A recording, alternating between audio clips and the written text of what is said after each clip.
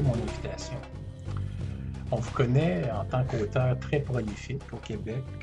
Vous avez écrit notamment un excellent livre sur le harcèlement moral. Vous allez nous présenter aussi des conférences sur l'autorité, le suicide en entreprise, le harcèlement en entreprise, les risques psychosociaux du harcèlement. Vous avez écrit en 2010, je crois, à mon sens, le meilleur livre sur le harcèlement dans la famille, au niveau institutionnel et dans l'entreprise. Premièrement, dites-nous quand et comment vous êtes venu à vous questionner sur l'éducation sexuelle des enfants.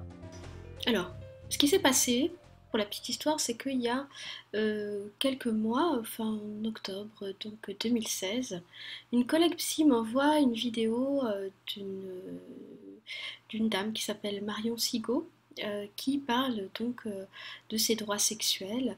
Et cette dame alerte depuis plusieurs années, apparemment, donc moi je n'avais pas encore eu connaissance.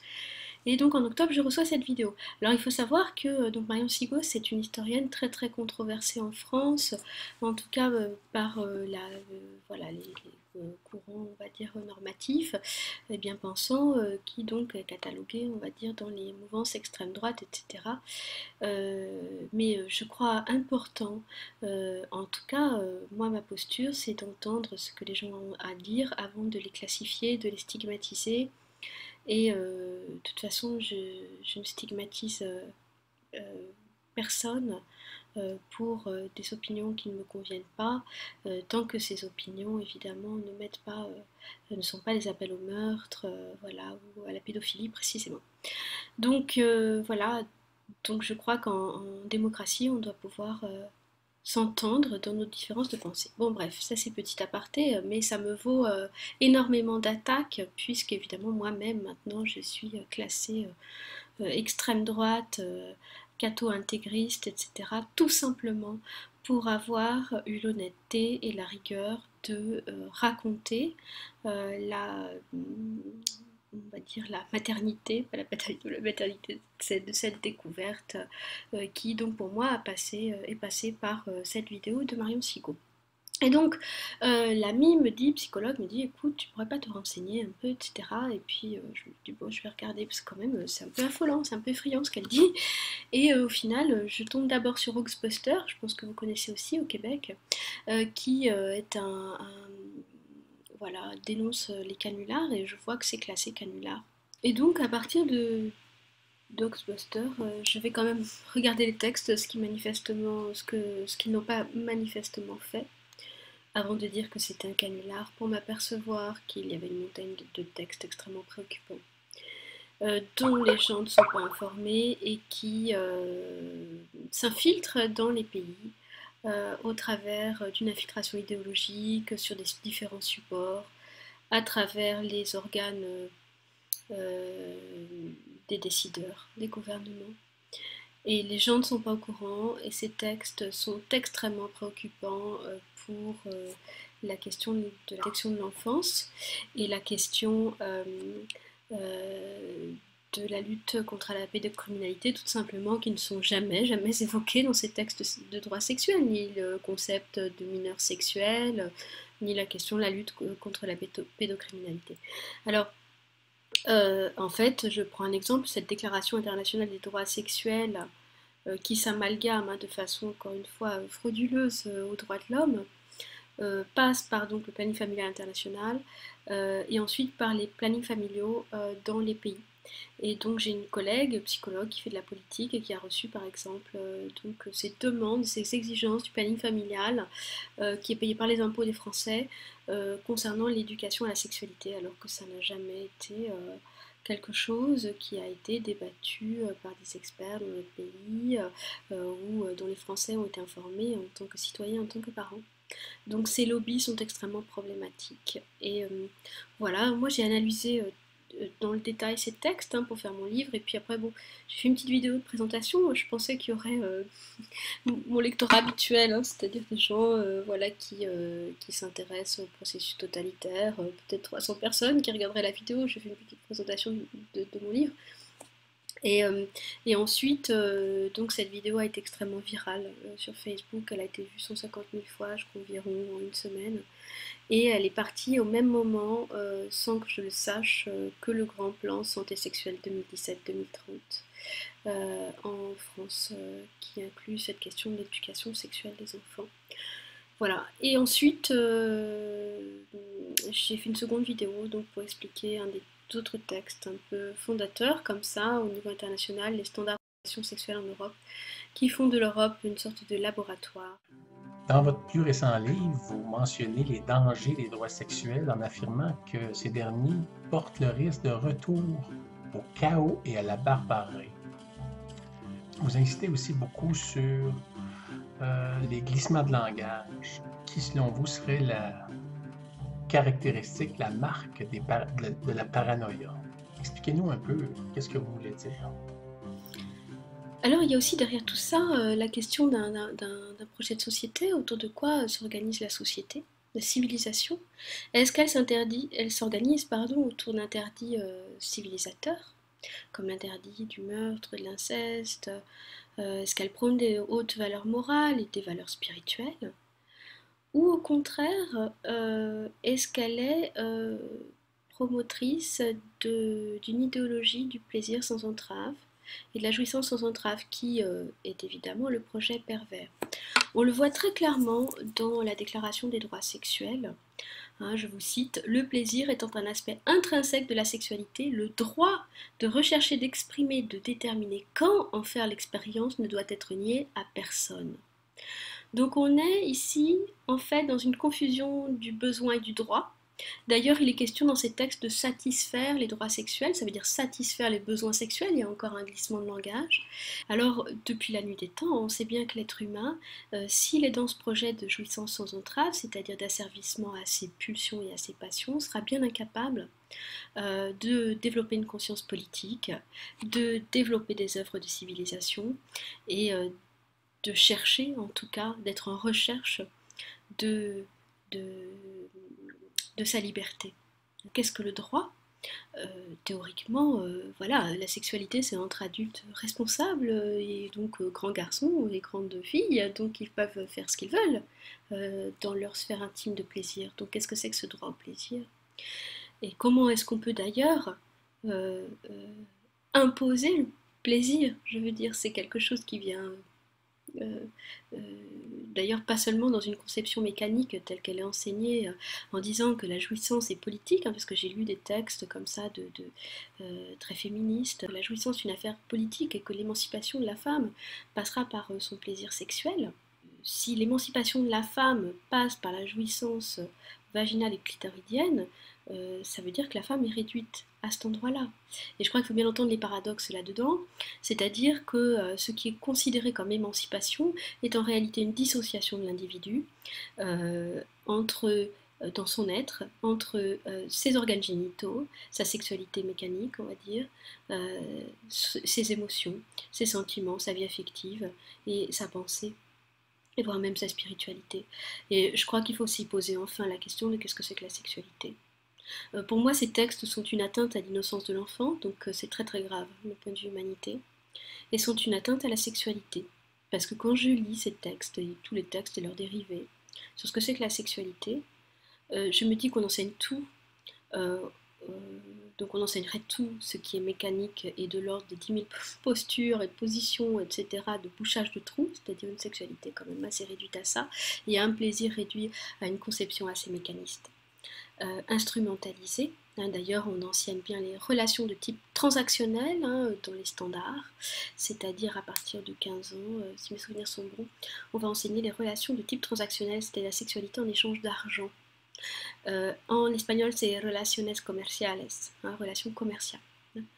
Donc, je crois que pour qui a été amoureux, la sexualité qui est présentée là est tout sauf facteur d'émancipation, mais facteur d'asservissement. Parce que quand on sait, et ce qu'on peut souhaiter à chaque adolescent qui fait son initiation sexuelle dans sa première relation sexuelle, qui est de l'ordre initiatique, bien sûr, c'est d'être amoureux.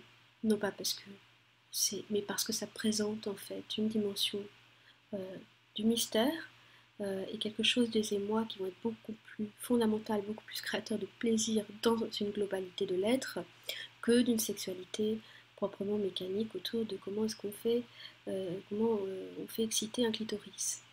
Et c'est bien dans cette rencontre d'amour, d'ailleurs c'est dans le terme sexualité, sécaré veut dire couper les deux sexes, je reviens à l'origine de l'étymologie et de ce qu'on dit d'ailleurs Platon, les deux sexes ont été coupés à l'origine et ils vont se rejoindre dans la sexualité, au-delà justement de cette altérité fondamentale, au travers de la question de l'amour qui va leur permettre justement d'aller au septième ciel et non pas de prendre son pied.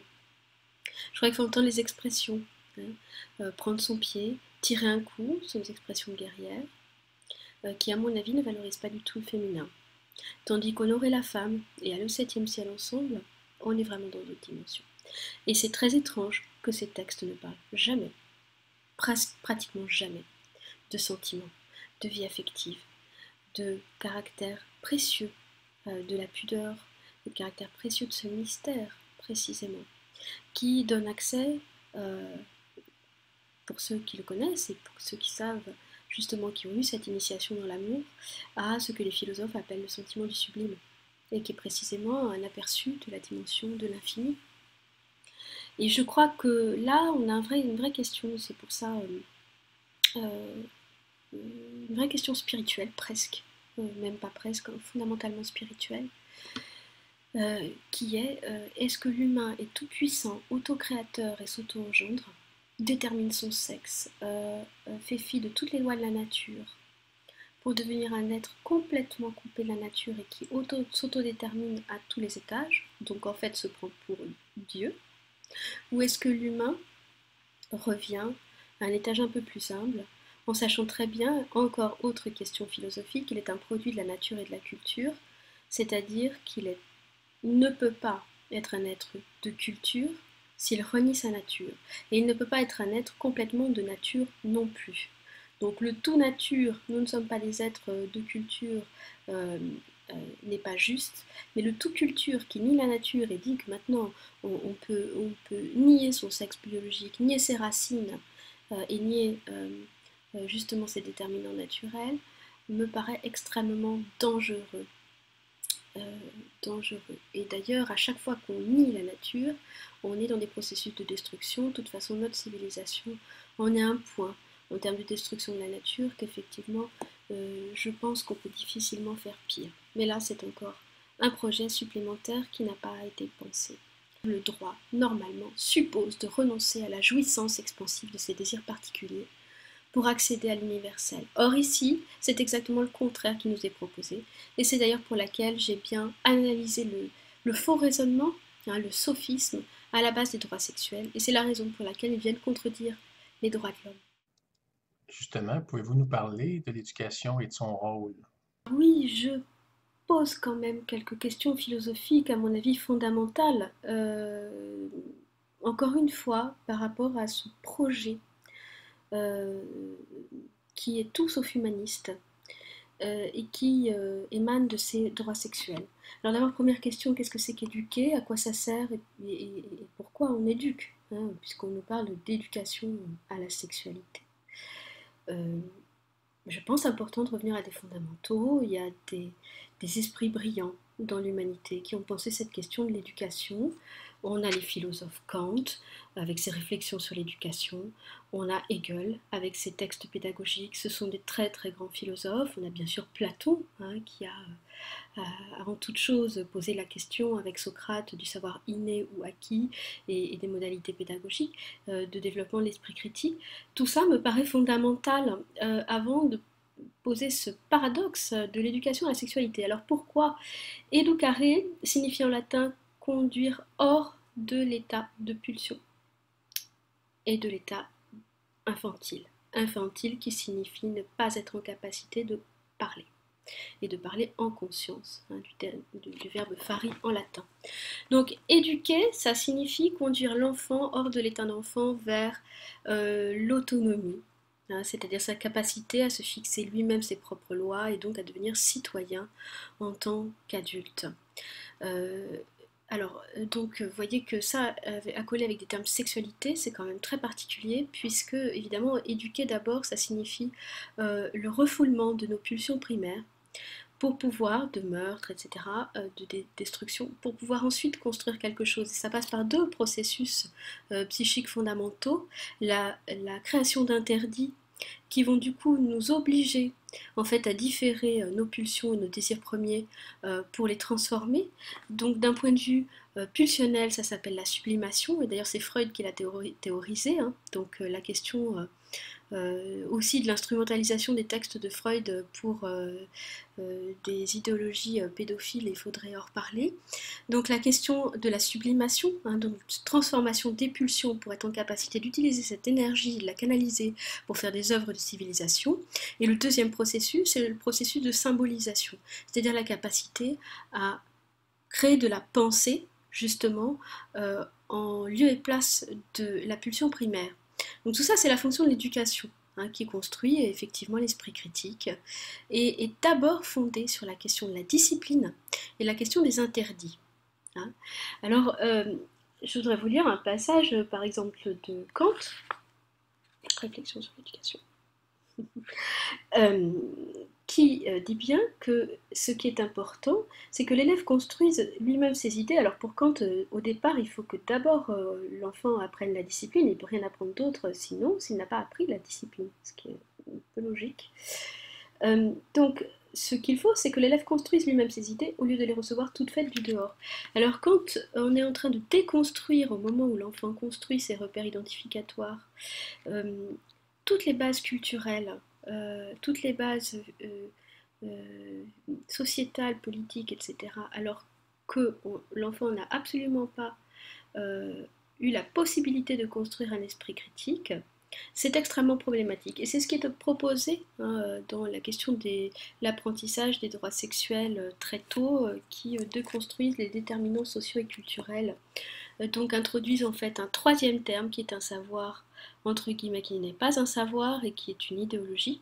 Donc il faut quand même lire derrière, et l'idéologie d'un homme qui est en capacité, d'un humain qui est en capacité de choisir son sexe, on en reparlera, d'un humain qui est en capacité de distinguer la sexualité de la reproduction, question philosophique également, hein, je crois qu'il faut aussi en parler avant de poser ça comme un acquis absolu, et qui est donc en capacité de se libérer de ces déterminants culturels et de ses racines, hein, puisque bien sûr, n'oublions pas que cette éducation sexuelle est obligatoire et donc contredit la déclaration des droits de l'homme quant aux prérogatives premières des parents en matière d'éducation. Ce qui est très problématique puisque, comme le dit un autre grand philosophe, Hegel, la question de l'éducation, c'est d'abord la question de l'éducation dans la famille, qui sera une éducation par le sentiment, qui est fondamentale pour que l'enfant acquiert un sentiment de sécurité intérieure. Et qu'est-ce qu'on va faire en introduisant cette sexualité adulte très précocement, alors que l'enfant n'en manifeste ni le besoin, n'en a pas la maturité et n'a pas de demande? Eh bien, on va en fait effracter, c'est-à-dire empêcher la création de l'imaginaire chez l'enfant, alors qui est fondamental pour la constitution de son intime et de sa sécurité intérieure. Alors, je dis ça pourquoi? Quel est le problème que l'enfant fabule sur la façon dont on fait les bébés? Nous, en psycho, on parle du roman familial, par exemple. C'est l'enfant qui va se poser la question sur ses parents, sont-ils ses vrais parents? Est-il peut-être le fils d'un prince et d'une princesse dans une autre contrée, etc. Et c'est quoi le problème, en fait? Il faut que l'enfant raconte des histoires. Et puis quand il sera en âge, lui, de venir à cette réalité, hein, de la sexualité adulte, à ce moment-là, il posera les questions et petit à petit, sur comment on fait les bébés, il posera les questions quand il sera en mesure d'en entendre quelque chose. Et d'ailleurs, la réponse, peut-être, il la transformera aussi, ce n'est pas grave. C'est vraiment un état très très important pour l'enfant. Alors voilà, déjà éduquer, qu'est-ce que c'est? Un enfant, qu'est-ce que c'est? Alors je dis ça parce que dans les textes des droits sexuels, l'enfant finalement, selon ses capacités évolutives, terme, expression extrêmement floue, de toute façon ça accole l'enfant avec la question de l'autonomie, de la responsabilité. L'enfant serait responsable et aurait quelque chose à dire de ses droits sexuels. et de la citoyenneté, puisqu'on parle bien de citoyenneté sexuelle. Donc on est en train de catapulter à peu près tout le sens des termes. Et personnellement, on regarde toutes les recherches que j'ai faites sur le totalitarisme, ça me met cette novlangue, ces accollations de termes contradictoires entre eux, me met des warnings extrêmement puissants sur la propagande et le projet qu'il y a derrière, sachant que tous les totalitarismes ont œuvré à arracher les enfants à déterminants sociaux et culturels et précisément avant toute chose à leur famille. Dans votre vidéo qui présente votre livre L'imposture des droits sexuels, vous parlez aussi des dérives possibles autour de la notion d'égalité. Pouvez-vous développer un peu votre propos? Alors une des dérives de ces droits sexuels, c'est la question de l'égalité, puisque c'est, nous dit-on, pour promouvoir l'égalité entre les hommes et les femmes, et les hétérosexuels et les homosexuels, et en fait l'égalité dans toute la population. Alors première chose, enfin moi ça me met des gros warnings en général ce terme d'égalité, parce que on a une égalité de droit, et encore, parce qu'en fonction de la catégorie de population à laquelle on appartient, on a plus ou moins de droits, justement. Le droit de l'enfant n'est pas le même que le droit de l'adulte, et on ne peut pas le confondre. Donc je crois qu'il y a dans ce concept d'égalité quelque chose souvent de très totalitaire, surtout quand ça émane de ceux qui ont la passion du pouvoir, et je crois que les gens devraient vraiment se méfier de ceux qui ont la passion du pouvoir. Platon disait qu'il faudrait que soient au pouvoir des philosophes, mais que les philosophes n'ont pas du tout envie d'être au pouvoir parce qu'ils sont sages. Donc ils n'ont pas la passion du pouvoir. Mais ceux qui ont la passion du pouvoir, il faut vraiment se méfier. Donc quand des textes émanent d'en haut comme ça, de façon si antidémocratique, effectivement, sans consulter les peuples et au mépris et en disant même qu'ils prétendent s'imposer aux États, c'est assez problématique. Bon, donc la question d'égalité, il y a une confusion entre l'égalité de droit donc, et l'égalité de fait, qui est présente dans ces textes, puisqu'encore une fois, on ne discrimine plus par l'âge, on ne discrimine plus par le sexe, on ne discrimine plus voilà, par plein d'autres facteurs. Donc on est sur une égalité qui est en réalité confusionnante et qui rejoint la définition du harcèlement qui est bien de harceler, c'est-à-dire d'égaliser un champ. Il rejoint aussi la Gleichschaltung des années 30, l'égalisation du peuple. Donc couper un peu toutes les têtes qui dépassent et effectivement harmoniser tout ça, entre guillemets, dans un projet plus totalitaire. Voilà, donc je suis préoccupée par la question de l'idéologie. L'idéologie, c'est la croyance qui se transforme en certitude et qu'on impose au genre, qui est une théorie anthropologique. Alors une théorie, je vais prendre la définition du dictionnaire. On enseigne un truc qui n'est pas une théorie. Alors c'est quoi? Parce qu'on enseigne bien les identités de genre. À 4 ans, en tout cas selon les standards, c'est prévu. Donc identidad de género en espagnol et en français identité sexuelle bien sûr parce que la question du genre a tellement fait polémique qu'on nous l'introduit un peu différemment. Mais donc à partir du moment où on enseigne les stéréotypes de genre et les identités de genre, on est bien en train d'enseigner un système d'hypothèses ou une connaissance spéculative. Ça c'est la définition du Larousse. Donc si c'est pas une théorie, à ce moment-là c'est une pratique qu'on enseigne. C'est quoi donc ce sont des absurdités, des espèces de capsules comme ça dans lesquelles on nous enferme en disant il n'y a pas de théorie du genre. Mais bien sûr que si, il y a une théorie. Après la question c'est a-t-elle été validée? Quelle est sa validité? Et surtout, au-delà de ça, pourquoi aller embêter des enfants si jeunes avec cette question-là, alors qu'il est si simple de leur apprendre par imitation ce que c'est que le respect, de travailler à avoir une société moins violente, et de les laisser surtout tranquilles et se développer à leur rythme, en nous prenant comme modèle. Je crois qu'à un moment donné, il faut remettre les choses à leur place. On a des adultes qui vont mal, une société qui va très mal, qui est extrêmement violente, et on vient en plus intruser toute la vie infantile pour leur dire qu'il ne faut pas qu'ils fassent ce que nous on fait. Je sais pas, ça me fait vraiment penser à la posture paranoïaque qui va dire à l'enfant c'est pour ton bien que j'ai fait ça, et et je viens te dire ce que tu dois faire et c'est pour ton bien, mais d'abord travaillons. Commençons par nous. Hmm. Commençons par nous, quels sont les modèles, voilà. Alors on veut pas qu'ils aillent dans la pornographie, bah, arrêtons d'en montrer partout. Travaillons à ça. Et, on veut pas, et en même temps, on nous dit que cet enseignement, c'est pour lutter contre la pornographie. Alors que vient faire l'enseignement de la pornographie dans les standards à partir de 15 ans? Question. Il faut bien comprendre aussi qu'à partir du moment où l'on nomme, on fait exister. À partir du moment où l'on nomme, pour l'enfant, on fait exister. Et c'est cela qui est traumatique. Il n'y a pas, en plus, au-delà des discours aussi très manipulateurs qui nous disent que on va dire à 30 enfants en public, on va leur parler de la masturbation pour leur dire que c'est intime. Alors pourquoi on en parle à 30 personnes en public? Est-ce qu'on fait ça, nous, dans les dîners de famille? Est-ce qu'on fait ça dans une conférence publique? Enfin, c'est du délire, là. On est en plein délire. Voilà, donc cette question de l'égalité, pour moi, est extrêmement problématique. Et je ne suis pas sûre qu'une société doive s'enraciner sur ce concept d'égalité dont on voit tout de suite les dérives émerger, dérives qui sont en réalité le rejet de la différence. Et alors pour ces personnes qui disent lutter contre les persécutions, je trouve vraiment étonnant les réactions que nous subissons, que moi je subis en tout cas suite à mes questionnements, que nous subissons nous, le collectif de professionnels que nous avons de santé mentale, depuis que nous avons évoqué la question des dangers pour le psychisme de l'enfant.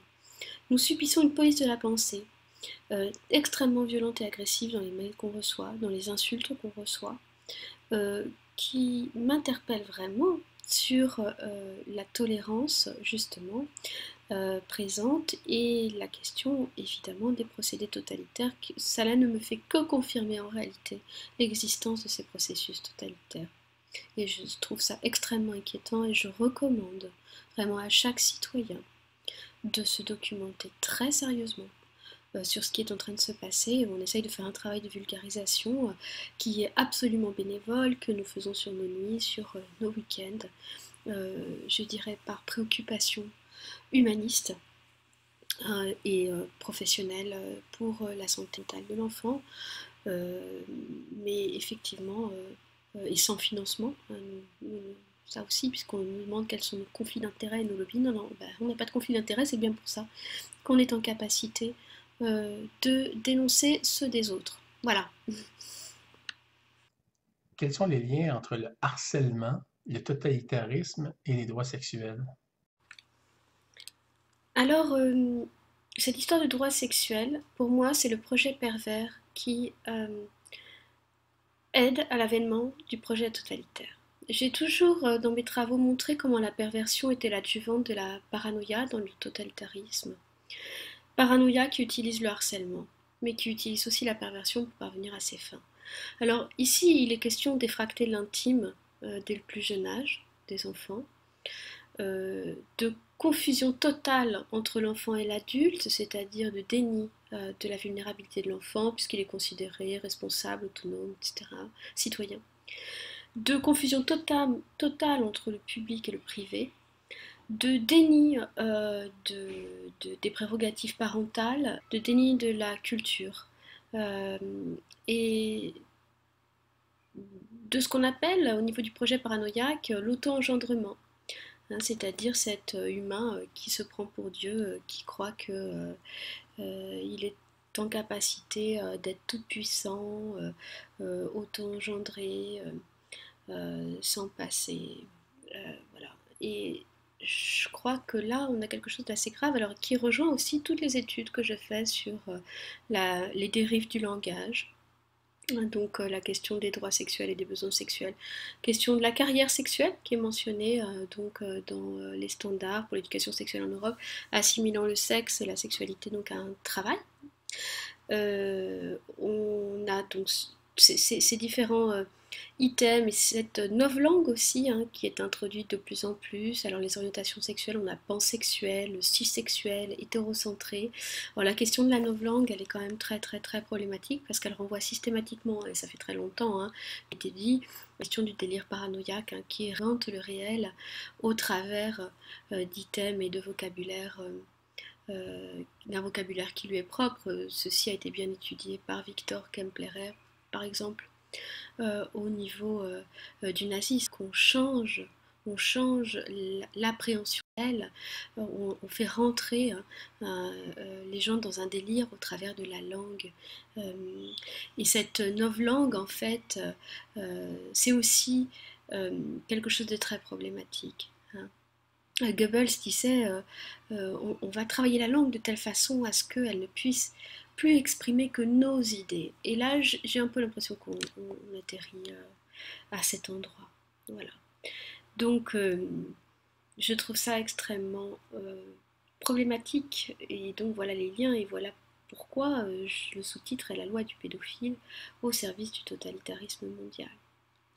Et je crois que, on va dire que j'exagère, mais je crois que malheureusement, dans quelques années, on dira que j'ai raison. Parlez-nous un peu du collectif de professionnels dont vous faites partie en France. Ce collectif est constitué donc de professionnels de l'enfance, de la santé mentale de l'enfance, de la santé mentale liée au traumatisme sexuel infantile, etc.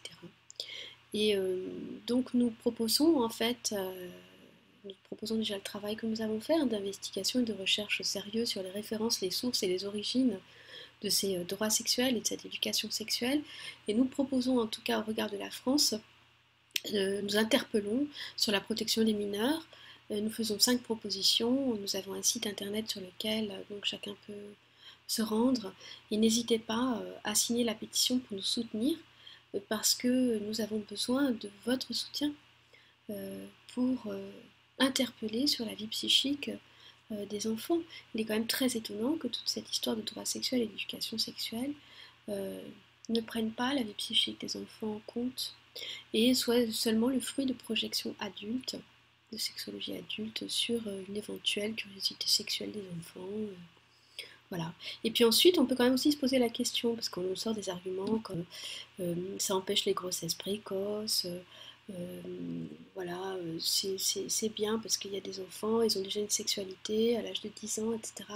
Alors, au-delà de la validité de ces arguments sur lesquels justement nous sommes en train de travailler, et c'est pas si certain que ces arguments soient si valides que cela, il y a aussi la question de l'exception qui se prend pour la règle.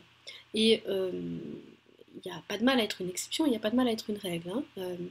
Mais à un moment donné, alors pour des exceptions, on va traumatiser, on va prendre le risque de traumatiser le plus grand nombre d'enfants qui soit. Et c'est un peu la même chose sur ces questions de concept d'hétérocentré, enfin cette novlangue. À un moment donné, la majorité de la population, je suis désolée, est hétérosexuelle. Ça ne veut pas dire qu'il faille persécuter les homosexuels, absolument pas. Mais ça ne veut pas dire qu'on doit travailler à changer de paradigme pour faire de l'homosexualité la norme. C'est quand même assez préoccupant. Préoccupant parce que qui a décidé de changer la norme?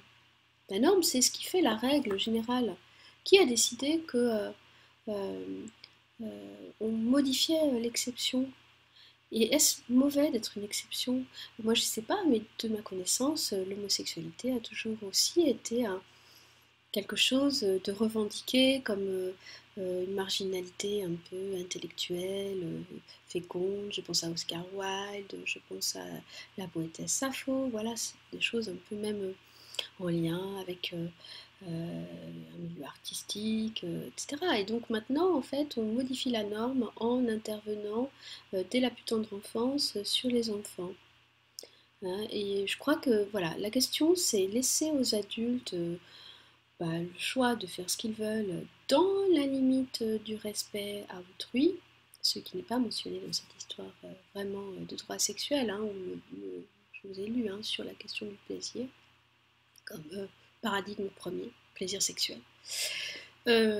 Et par contre, protéger absolument les mineurs de toute cette intrusion de la sexualité des adultes qui Enfin, je sais pas, mais j'ai l'impression qu'on doit maintenant expliquer aux gens qu'il ne faut pas arroser une plante avec du pétrole, parce que les effets vont être désastreux. Je crois qu'on en est là, c'est-à-dire une perte totale et radicale de bon sens sous la propagande.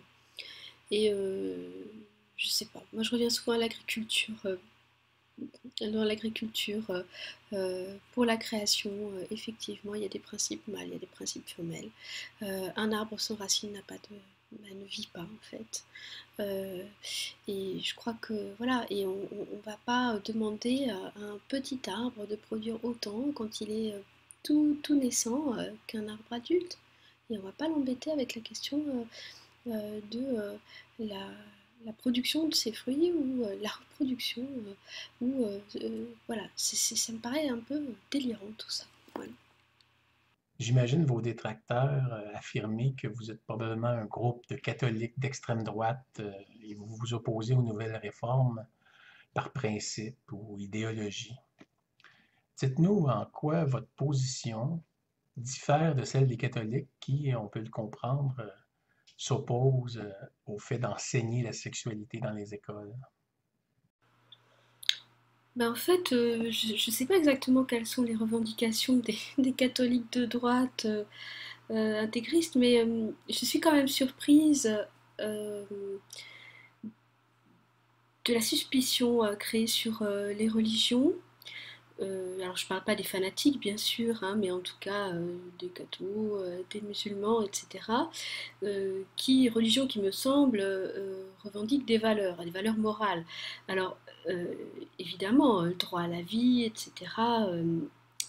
La, la problématique, c'est que des fois, ces valeurs morales rentrent en contradiction, on va dire, avec d'autres valeurs morales. Donc là, il y a toujours la question de la morale comme idée et de la réalisation dans une éthique dans le réel. Et donc c'est là où on a des conflits éthiques qu'il faut réussir à résoudre.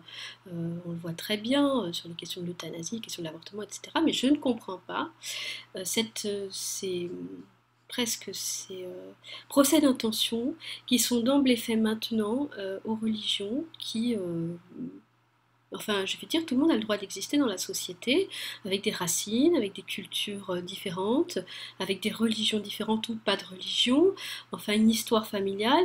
Et je trouve qu'il y a aussi derrière ces questions de droit sexuel, dans la façon dont elles présentent euh, les religions comme relatives, la culture comme relative, l'ordre public comme relatif, l'ordre moral comme relatif, quelque chose qui est très dangereux et qui en fait nie totalement les différences au prétexte de combattre les persécutions. Donc voilà, nous, notre combat, il est professionnel. Moi, mon combat particulier, au regard de tous les travaux que j'ai faits antérieurement, un combat contre, c'est même pas un combat, c'est une mise en lumière des procédés totalitaires euh, et paranoïaques. Maintenant, au niveau du comité de professionnels que nous avons créé de santé mentale de,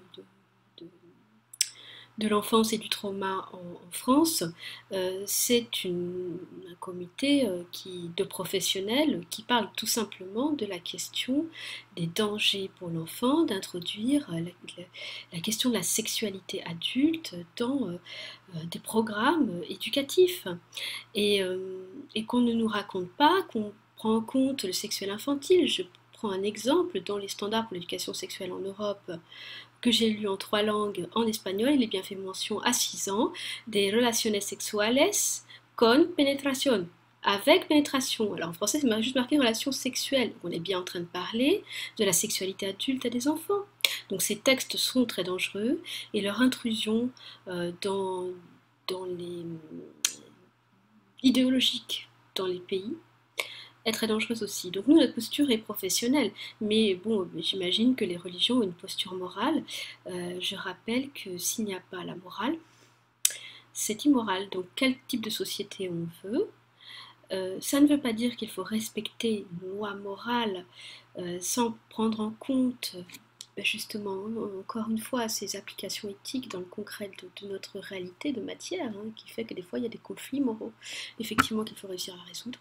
Mais je ne vois pas en quoi c'est mal et pourquoi on devrait bannir toutes les revendications des courants religieux traditionnels. Voilà, donc ceci est ma réponse et je pense qu'il faut vraiment réfléchir à la question de cet homme nouveau qu'on veut nous présenter en faisant fi de l'histoire, en faisant fi des courants religieux différents, en faisant fi des histoires familiales, des histoires politiques, des affinités politiques, et justement de nos diversités culturelles et de nos différences profondes.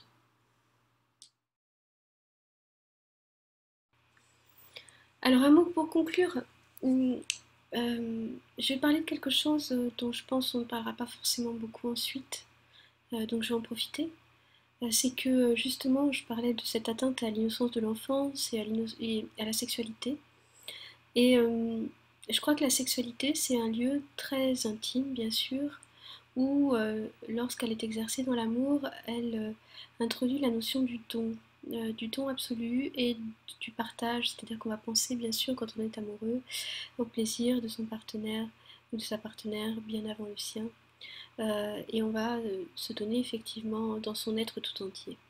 Et cette question, qui n'est jamais abordée comme ça, hein, parce que ça fait réactionnaire maintenant, parce que ce qui est cool et progressiste, c'est le viol cool, hein, comme je sais plus, c'était dans un film qui avait ça, un film pour ados. C'est donc la transgression, ça c'est cool et progressiste. Euh, cette question du ton, elle est aussi euh, euh, fondatrice de la société. Je pense vraiment aux travaux d'anthropologie, évidemment on pense à Lévi-Strauss, mais à Marcel Mauss. Et je crois que là on est en train de nous saborder complètement cette dimension dans cet enseignement, précisément, là je parle aux adolescents, hein, je parle évidemment pas des interdits fondamentaux de faire cet enseignement aux enfants, mais et aussi, si on, je parle vraiment de cette dimension, ce côté du... dont on va pas parler ensuite beaucoup, je pense, de qu'est-ce que c'est que cette sexualité qui nous est proposée.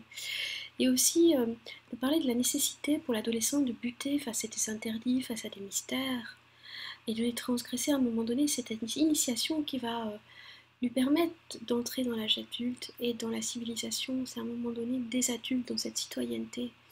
Il va devoir découvrir par lui-même, traverser une ombre, traverser quelque chose de silencieux, de mystérieux. Et c'est initiatique.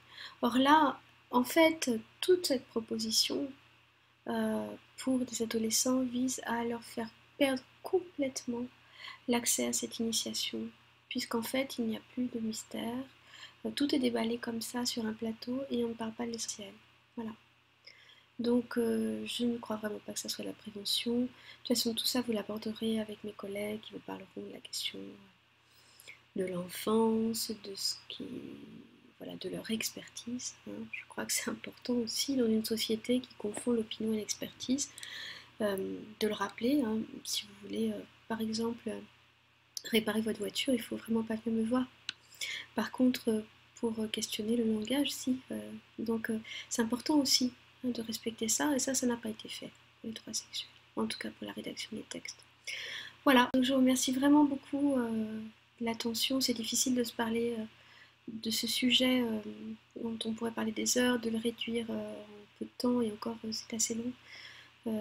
Ça mériterait vraiment d'être approfondi. Voilà, merci beaucoup et à bientôt au Québec, bien sûr.